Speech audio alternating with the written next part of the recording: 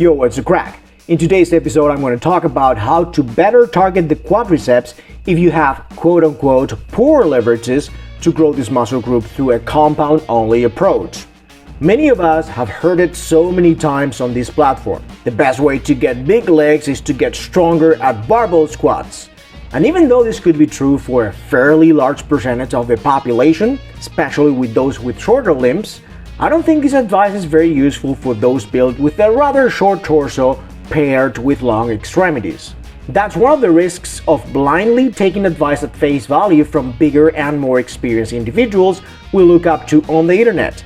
So look, I'm just going to share my personal journey as someone who tried to develop the quads through barbell squats primarily for the first few years of resistance training. Spoiler alert, growth in the front of my legs was non-existent. My goal was never to maximize my performance in this lift, but I rather intended to use the high bar squat as a tool to grow my legs. But given my lack of results in the quad department, I had to explore other options to target the area more effectively. In this video, I'm going to discuss the ones I personally use at the present time. Having said all that, let me just make perfectly clear to my audience here on YouTube that I truly enjoy high bar squats and I still do them to this day. In this video, I'm showing you 3 sets I performed earlier this week. Here I complete 10 repetitions in each set with roughly 250 pounds.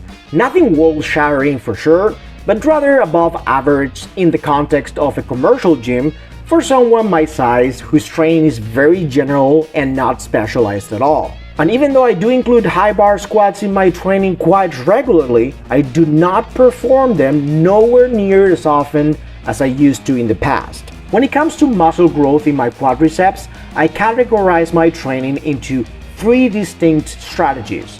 The first one is performance-based, using a time-tested, big, heavy hitter like barbell squats.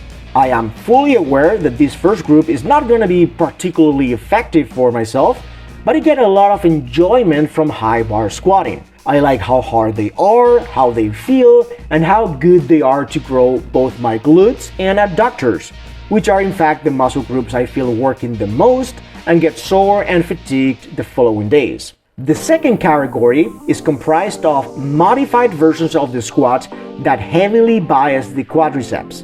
In other words, I'm still using a compound movement, but my goal here is not performance. I sincerely do not care about how much weight I'm working with.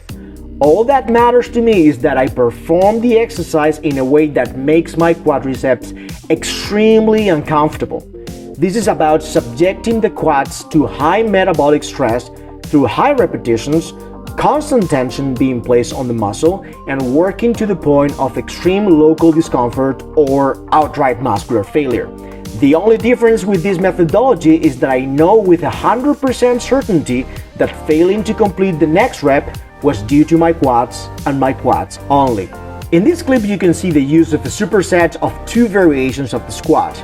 The first one would be a Platz squat, which is a high bar squat performed with a degree of heel elevation through a combination of lifting shoes and plates on the floor, plus the fact that my legs are parallel to one another. Heel elevation plus a narrow stance where the knees are pointing right to the front is a self-limiting squat variation that massively engages the quadriceps to the expense of both the glutes and adductors, which, as I mentioned before, are the other muscle groups in my lower body that naturally want to take over the movement due to my own body structure. But not only do I punish my quadriceps severely with Platz squats, but I also superset them with a front-loaded Platz squat with a dumbbell. Granted, this movement cannot be overloaded to a great extent given the fact that you are holding the weight in front of you.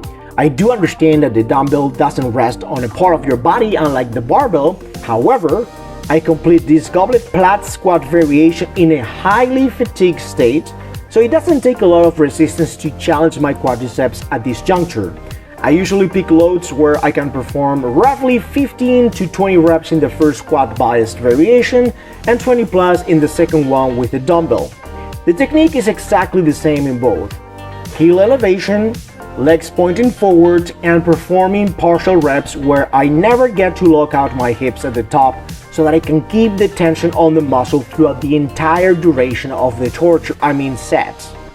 Hard, but for those of you desperate to spur some growth in your quadriceps, highly recommended. The third and last option I've been experimenting with lately is to be found in the isolation realm. Once you've exploited all that compound lifts can offer you in terms of quadriceps growth, it is time to venture into other muscle building tools at our disposal. As you can see, here I make use of arguably the best isolation machine to isolate the quads, in combination with possibly the best body weight exercise for quad growth, the so-called sissy squats. Similar to what I posted in the last video, I use a high effort technique within the superset, given that I do not exit the first movement until I've reached two distinct types of failure. The first one has to do with failing to complete a rep through its full range of motion, and the second one requires to perform partial repetitions until I can no longer move the pad a single inch. It's only at this point of utter muscular exhaustion that I proceed to perform sissy squats. And for those who might be thinking that bodyweight exercises without any external load are very inefficient for the purpose of muscle growth, let me reassure you that you'd be right unless you take into account the whole context in which I employ this calisthenics tool. The sheer punishment my quadriceps have been subject to for the last 45 to 50 minutes of training is such that my own body weight becomes an extremely hard resistance to overcome at this point in the workout. As you can see, I use two of my fingers to gain some stability by holding on to a rigid structure, and then I go to town with sissy squats. The unbeatable mind-muscle connection I experience with the leg extension machine is nothing compared to the most insane stretch I put my quads under when I let my knees dive forward towards the floor. I have yet to find another isolation exercise that allows you to overcome a resistance where the quads are maximally flexed at the start of the movement. A true mechanical beauty. Before I move on to the summary section, a bonus tip, or a reminder if you will. The best environment for your quads to grow is in a caloric surplus. Eating enough food is sometimes what most people fall short on despite their efforts in the gym. So make sure to grab the fork and stuff your face with nutrient-dense food in great amounts. Alright, all in all, these are the three approaches I implement in my training when quad growth becomes a priority. The first one focuses a bit more on mechanical tension, given the fact that I keep adding weights to a classic compound lift performed within the conventional hypertrophy volume scheme of a 3x10. The second approach brings metabolic stress to the front, given all the technique tweaks introduced to the squat, so that the quadriceps can be targeted more effectively. There is no particular rep scheme to stick to other than the fact that I favor supersets of self-limiting squat variations with very high repetitions. A true test of grit. And finally, the last and third approach is a bit more skewed towards muscle damage, given how unforgiving for the quads this superset of isolation movement truly is. A high-effort technique like reaching muscular failure is implemented during machine leg extensions, and the last nail in the coffin for the quads is the insane disadvantageous position they are put into to complete sissy squats in a highly fatigued state. Please like and subscribe if you enjoy this type of content, and I'll see you in the next one. Peace. But war in training.